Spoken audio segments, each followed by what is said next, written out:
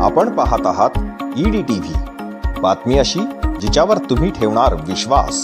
आपले पाय मागे खेचणाऱ्या विचारांचा आपल्यावर प्रभाव होऊ देऊ नका, असे आवाहन महानगर प्रादेशिक विकास प्राधिकरण छत्रपती संभाजीनगरच्या सह आयुक्त अंजली धानोरकर यांनी केले आहे। जालना एज्युकेशन फाउंडेशन द्वारा संचलित जालना जिल्ह्यातील आर्थिक दुर्बल घटकातील होतकरू विद्यार्थ्यांना कलेश सीड्सच्या माध्यमातून शिष्यवृत्ती दिल्या जाते। सन 2025-26 या वर्षासाठी तब्बल 268 विद्यार्थ्यांना 34,70,000 रुपयांच्या शिष्यवृत्तीचे आज दिनांक 7 रोजी वाटप करण्यात आले। त्यावेळी श्रीमती धानोरकर बोलत होत्या। यावेळी व्यासपीठावर एकलव्य इंडिया फाउंडेशन नागपूरचे संस्थापक राजू केंद्रे, कलश सीड्सचे कार्यकारी संचालक सुरेश अग्रवाल, सौ वर्षा अग्रवाल, JEF फाउंडेशनचे प्राध्यापक सुरेश लाहोटी, सुनील रायठट्टा, सुरेश केसापूरकर यांची उपस्थिती होती। निरामय हॉस्पिटल जालना येथे कार्डियाक आरोग्य तपासणी फक्त 3,950 रुपयांमध्ये। स्वतःशी संवाद चालू असतो की मी खूप हुशार आहे, मी खूप छान आहे, त्याच्यामुळे वर्गातही मी जेव्हा जाईन तेव्हा मी हुशारच असणार आहे, मी मोठा जेव्हा होईल तेव्हा सुद्धा मी हुशारच असणार आहे। हा असा सगळा संवाद त्याचा जेव्हा चालू होतो तेव्हा डेफिनेटली तो स्वतःच्या ब्रेनला अनेक वेगवेगळ्या गोष्टीमध्ये ट्रेन करायला लागतो आणि मग समाजही म्हणतो की यस, आमच्या तमक्याचा मुलगा खूप हुशार आहे। त्याची हुशारी कशा पद्धतीनं आली? अशा सगळ्या बिलीफ सिस्टीमच्या 1, 2, 3 वेगवेगळ्या घटकांमधून आलेली आहे। म्हणून आपण आपली बिलीफ सिस्टीम काय आहे हे अगोदर तपासून घेतलं पाहिजे। आपल्याही मनामध्ये असंच कुठेतरी निगेटिव्ह विचार असतील स्वतःबद्दल, किंवा आपल्याही भोवती असे कोणी लोक असतील की जे आपल्याबद्दल तसंच बोलतात, तुला नाही जमायचं आहे, अरे ही काही बसची बात आहे क्या, हे बिलकुल आपल्याला शक्य नाही आहे, तू तर करूच शकणार नाही, असं काहीही म्हणत असले तरी सुद्धा आपण लगेच आपला सेल्फ टॉक जो आहे तो व्यवस्थित करायचा। आपल्या सभोवतालचे लोक काय म्हणतील हे आपल्या हातामध्ये अजिबात नाही। आपल्याला अनुभव कशा प्रकारचे येतील हे सुद्धा आपल्या हातामध्ये अजिबात नाही। पण हे अनुभव कसेही आले असले किंवा लोक आपल्याशी कसेही बोलत असले तरी आपण स्वतःशी काय बोलायचं आहे हे कम्प्लिटली आपल्या हातात आहे।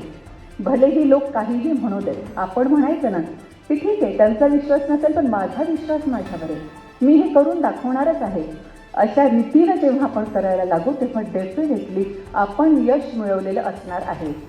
आपल्याला ज्या पद्धतीचं यश हवं आहे किंवा जिथे आपल्याला जायचं आहे तिथे आपण डेफिनेटली पोहोचलेलो असणार आहे। म्हणून आता आपण एक होमवर्क इथून गेल्यानंतर डेफिनेटली करायचं। एक तर स्वतःच्या बिलीफ सिस्टीम कोणत्या आहेत ते एकदा नोट डाऊन करायचं। जर खूप चांगल्या असतील की यस, माझं बोलणं इतकं चांगलं आहे ना की कोणीही पटकन माझ्यावर व्यवस्थितरित्या माझ्याशी बोलतं, माझे रिलेशन्स लगेच छान तयार होतात, यस बिलीफ सिस्टीम छान आहे, तिला अजून वाढवता येईल। पण बिलीफ सिस्टीम कुठे अशी असेल ना, मला नाही ना जमत हे अजिबातच, आता तिथे जाऊन इंग्लिशमध्ये बोलायचं, इंग्लिशमध्ये कसं बोलता येईल मला, असं काही असेल तर ह्या बिलीफ सिस्टीममधल्या या निगेटिव्ह गोष्टी आपल्याला मारक ठरणार आहेत असं वाटतं। त्या वेगळ्या पद्धतीनं नोट डाऊन करायच्या आणि त्या गोष्टी आपल्या पुढच्या आयुष्यासाठी करणं गरजेचंच आहे असं जेव्हा वाटेल तेव्हा त्या गोष्टींमध्ये ब्रेनला ट्रेन करायचं आहे, बाकी काहीच नाही। गरम गरम लुसलुशीत हुरडा, मुलांसाठी खेळणी, चुलीवरचं जेवण, ॲडव्हेंचर गेम, निसर्गाचं सानिध्य, ग्राहकांचे स्वागत, दही धपाट्यांचा नाश्ता, AC नॉन AC निवास व्यवस्था, बोटिंग, मैदानी खेळ, उंटाची सवारी, वॉटर पार्क, हे सर्व गोकुळ कृषी पर्यटन केंद्रामध्ये, नंदापूर माळाची गणपतीजवळ, जालना। असं तुमचं या पदासाठी सिलेक्शन झालेलं आहे, तुमचं मेडिकल वगैरे असं करायचं आहे वगैरे वगैरे, ते सगळ्या फॉर्मॅलिटीज पूर्ण झाल्या, ऑर्डर यायला पाहिजे ना, कुठेतरी बसून मी तहसीलदार म्हणून काम केलं पाहिजे ना, ऑर्डरच यायला तयार नाही। 1 महिना झाला, 2 महिने झाले, 3 महिने झाले आणि नंतर शेवटी आजूबाजूच्या लोकांना, नातेवाईकांना सुद्धा खोटं वाटायला लागलं की काहीतरी उगाच सांगते तहसीलदार, काही झालेलीच असणार नाही।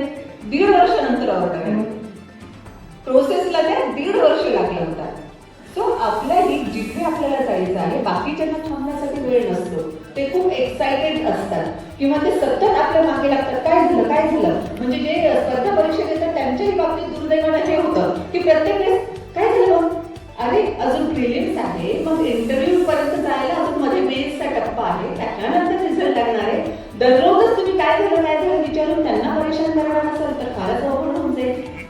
सो सांगण्याचा मुद्दा हा की त्यांनी कितीही काहीही म्हटलं तरी सुद्धा आपण आपला सेल्फ टॉक व्यवस्थित ठेवला की ओके त्यांना माहीत नसेल, आपण या पद्धतीनं करायचं आहे, तर डेफिनेटली आपल्याला त्या पुढच्या दिशेनं नक्कीच जाता येतं.